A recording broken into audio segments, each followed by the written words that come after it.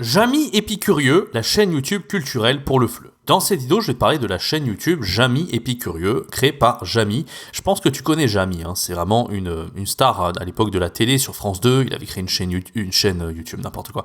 Une émission qui s'appelait C'est pas sorcier, qui avait cartonné à l'époque pendant des années et des années. Et maintenant, il est présent sur YouTube à travers une chaîne qui s'appelle Jamy Épicurieux. Je vais te dire dans cette vidéo pourquoi je pense que cette chaîne est totalement pertinente pour toi pour l'utiliser en classe de FLE et comment ça peut intéresser tes apprenants. Avant de commencer cet épisode, je t'invite à laisser un bon like. Pour toi, c'est pas grand chose, c'est juste un petit clic de la souris et ça permet à cette vidéo de se référencer sur tous les moteurs de recherche, Google et YouTube. N'hésite pas également à t'abonner et à activer la cloche parce que je propose plus une vidéo par jour pour aider les profs de FLE à se lancer depuis zéro. Et en parlant de ça, j'ai une formation gratuite, 3 jours pour se lancer comme professeur de FLE en ligne en partant de zéro. Et donc, je t'accompagne avec astuces, méthodes, plans d'action sur 3 jours pour vraiment vivre de ta passion comme freelance de FLE et voyager comme nomade digital partout dans le monde. Si tu es intéressé, c'est le premier lien dans la description. Alors, Jamy, il a créé cette chaîne, Jamy Épicurieux, qui comptabilise, à l'heure où je te parle, plus d'1 million d'abonnés. Je crois que c'est 1,5 million d'abonnés, donc c'est vraiment pas mal pour quelqu'un qui vient de la télé. C'est ça qui est fort avec Jamy, c'est que contrairement à beaucoup de gens de la télé qui méprisent YouTube, qui n'ont toujours pas compris que la télé, ça en déclin total au niveau de l'audience, alors que YouTube ne fait que croître, d'accord ? Et YouTube intéresse aussi bien les jeunes, bien sûr, c'est logique, que les gens un peu plus âgés. Jamy, lui, il est plus tout à fait tout jeune, mais il a su se réinventer. Il a su quitter la télé pour créer vraiment son propre écosystème sur YouTube, et ça, vraiment, je lui tire mon chapeau. Il a donc créé cette chaîne YouTube, Jamy Épicurieux. Si tu le sais, à l'époque, C'est pas sorcier, c'était vraiment une émission culturelle super intéressante. On avait donc Jamy, mais pas que Jamy, il y avait Fred aussi, un autre journaliste qui, avec Jamy, faisait des reportages, mais c'était des choses, des questions que tout le monde se pose. D'où vient le sel des baleines ? Qu'est-ce que telle ou telle chose ? Est-ce que la Terre tourne au soleil ? Enfin, vraiment des trucs tout à fait intéressants.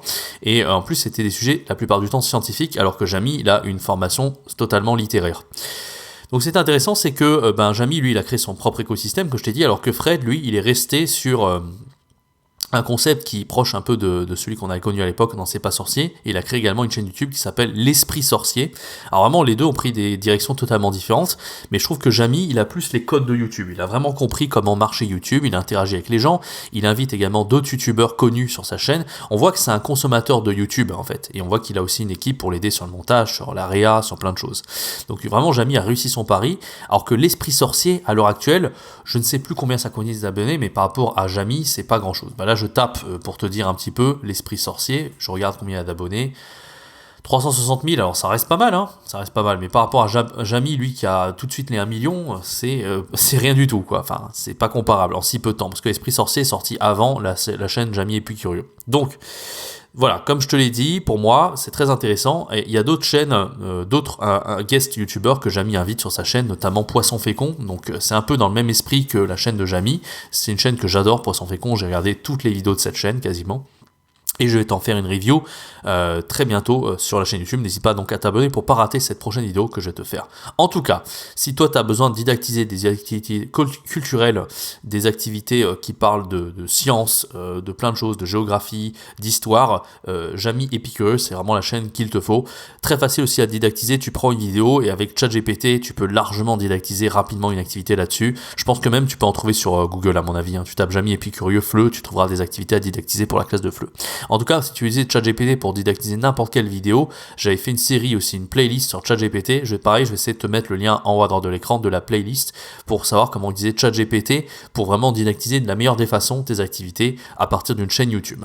Voilà, j'espère que cette vidéo t'aura plu. N'hésite pas à laisser un bon like, à t'abonner, à activer la cloche parce que je propose plus de vidéos par jour pour des profs de FLE à se lancer depuis zéro et j'ai ma formation gratuite, 3 jours pour se lancer comme prof de FLE en ligne sans aucune expérience en partant de zéro où je t'accompagne de A à Z pour vivre de ta passion comme freelance nomade digital de FLE. Et tout ça, c'est que bénéf, c'est 100% gratuit. Quant à moi, je te donne rendez-vous très bientôt pour une prochaine vidéo, un prochain podcast sur la chaîne YouTube. C'était Jérémy, ciao, bye bye.